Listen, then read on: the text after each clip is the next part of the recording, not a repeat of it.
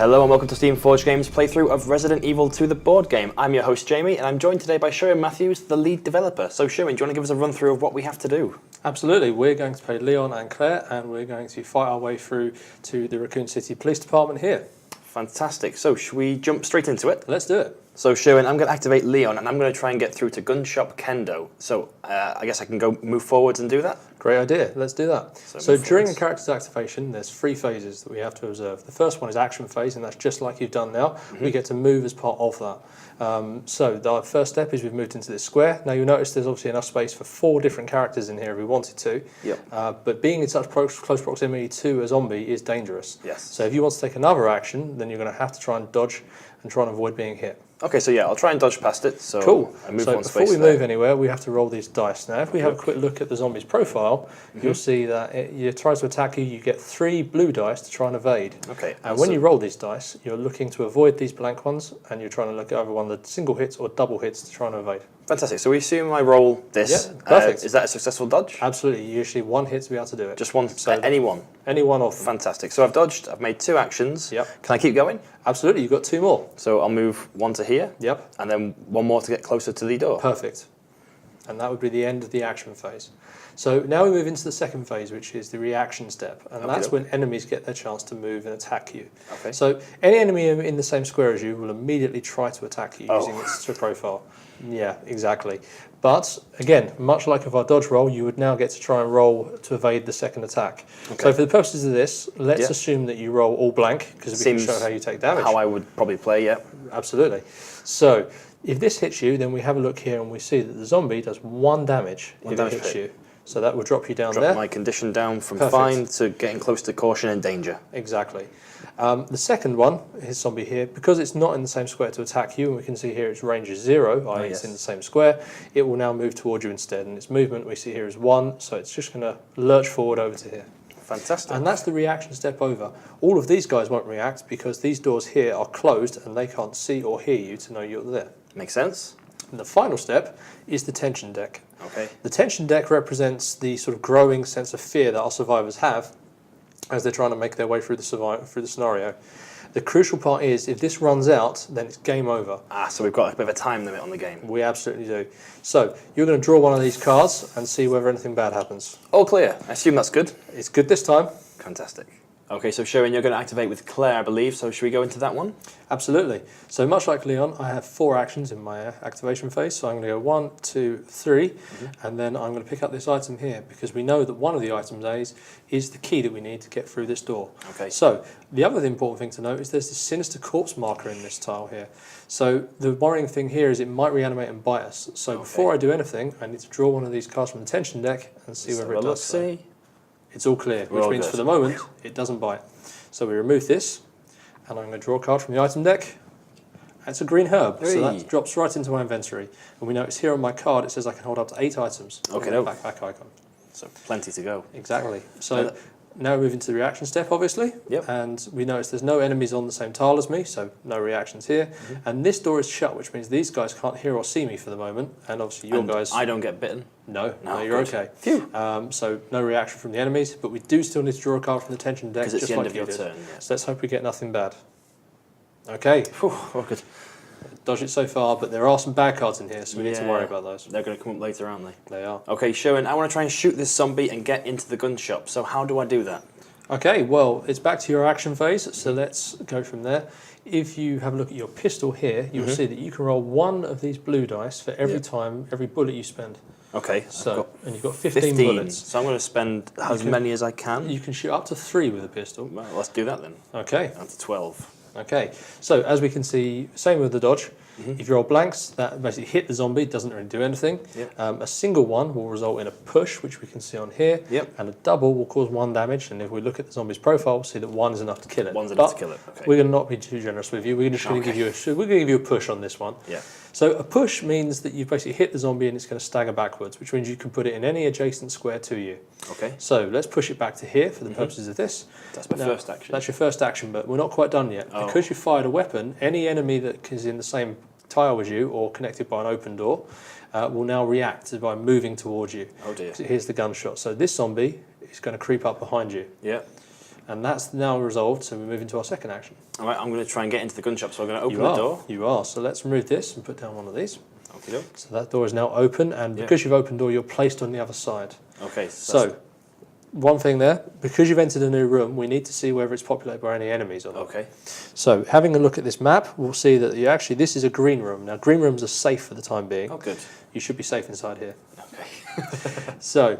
But a good idea might be to shut this door behind you so these enemies can't follow you through. Can't follow me through and they don't react in the reaction You've got phase. it. Yeah, so I'll spend my third action to close the door. Absolutely. Let's replace that with that. And my fourth action, I'll try and get closer towards that item. So can I go diagonally? You can, because there's no walls in the way. You're not crossing over anything. Fantastic. So I'll put you there. move there. And that is the end of my action phase. It is. Reactions, phase. as you very cleverly did. These guys can't react now. They no longer can see or hear you, so you don't have to worry. But we do need to draw a card from the tension deck still. Good luck. Oh, all clear. We're good. We're good. Okay, we've got to stop burning through those good cards. Yeah. Okay, back to me. Back over to you, Sherwin. So, Sherwin, it's Claire's activation. We need to get some more items, find this key. So, do you want to have a run through, see what we're doing? Absolutely. So, I'm going to start on my action step, and I'm going to try and move through. However, because I'm still in the same square as this corpse marker, I need to draw a card from the tension deck just to try and tiptoe over it.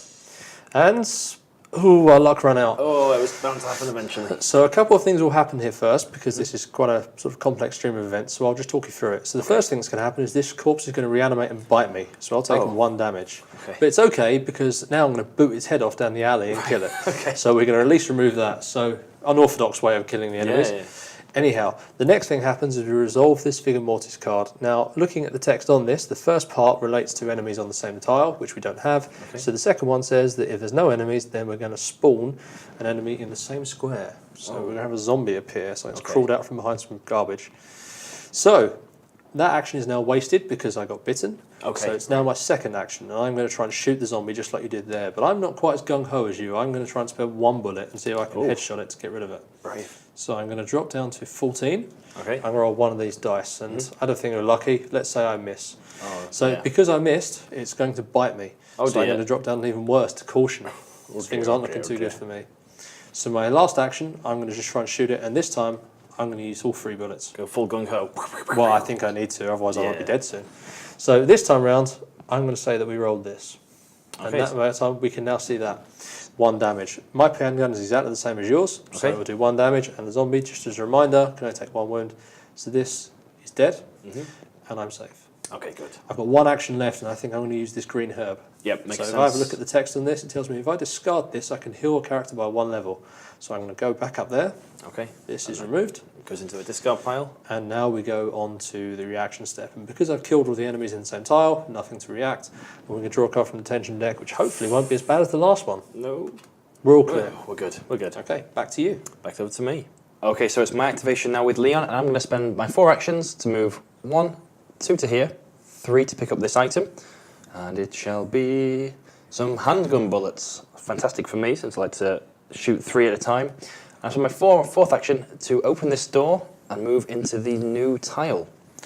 Now, the first thing obviously we do is check to see the colour coding of this tile, and we can see from this it's yellow, which means you roll this dice and see against this encounter table and see what you spawned. All right, well, since it's on a 4, we'll go with a 4. What does that get us? Well, that's going to get us 1 zombie, so that's going to appear here on the closest square marked with an umbrella icon. Now, if there had been multiple enemies, they would spawn evenly on all of the tiles. Yeah. So that's my action phase over. We go down to reactions. Okay, so this zombie will stumble closer, and because there's still a closed door here preventing these guys from seeing you, they won't move anything. Okie doke. And onto the tension deck. Finish up with the tension deck, and it's tough hide. So whilst this card is in play, we replace any zombies that are killed with corpse markers. So do you remember from last time, those deadly corpse markers can come back. Just come back up. Oh, grim. Okay, so that's my turn overward. We've seen how the game plays. We're now going to sort of teleport through to the boss and see what Birkin does. Okay. Okay, so Sherwin, we're in the boss fight with Birkin. I'm going to spend my actions as Leon to go 1, 2, 3. I'll spend my 4th to search through the item deck and hopefully find the key. And hey, there it is. Fantastic, we can get through the door. Awesome. So, into reaction steps. Well, boss enemies don't react the same way as normal enemies. Okay. So instead, they don't do anything in this phase, but they do replace the tension deck phase with their own behaviour deck where they move around and do unique things. Okay. But before we do that, we have a look at this relentless rule that's on the William Birkin card, which says before you draw a card, he moves towards the active character, which is you. Okay. So he's actually going to go one square closer, and then we're going to draw. He's pretty dangerous. It says impale. That doesn't look so good, does it? So working our way down, we see that he attacks first. It's a range of 1, so any adjacent square, which unfortunately is you. And you roll 1 of these red dice trying to evade him. Okay, so I assume we miss because it doesn't roll very well. Absolutely. So you take 2 damage as a result of that. Bosses hit a bit harder than standard enemies. Puts me 2 off death. Yeah, absolutely. Eek. And crucially, he's blocking the way to the door now. You can't move through him. No. So it's up to me to try and draw him away. Okay. So in my activation, I'm going to go 1, 2, and I'm going to make an attack with this shotgun that we picked up on the way. So I'll drop this down by 1. And I roll 2 of these red dice when I make an attack with the shotgun. And I do 2 damage whether I get a single hit or a double hit. Okay. So let's assume I did that. And I damage him. Now that's where his second rule on his card comes in, which is this weakened state card. Now that means every time he takes damage, we shuffle in 1 of these weak swipe cards into his deck as he becomes weaker. Okay. And these are a lot nicer than the normal attacks. Than that impale, yeah. Yeah, absolutely. So that's done that. And I'll shoot again in my next action. And let's say I miss this time. Okay. Because I've missed, he will still move towards me like a normal enemy. So he's going to go to here. Okie doke. Because he can move diagonally. And then let's draw a card from the behaviour deck, see what happens. It's double swipe. Oh dear, so he's going to move towards me, and then he's going to make 2 more attacks. Each time I can only dodge a 1 blue. Okay. So let's say I roll that. So I'll take 1 damage from the first. Because you didn't dodge it. And the second one I did dodge it. So no damage there. But that does at least leave the way to the RPD open. Yeah, so I can walk forwards. 1, 2, unlock for 3, and I am out of here. And there you have it, guys. That's a taster of Resident Evil 2, the board game. I hope you guys at home now have a better understanding of how the game plays. And Sherwin, thank you for teaching me how to play Resident Evil 2. No worries at all, Jamie.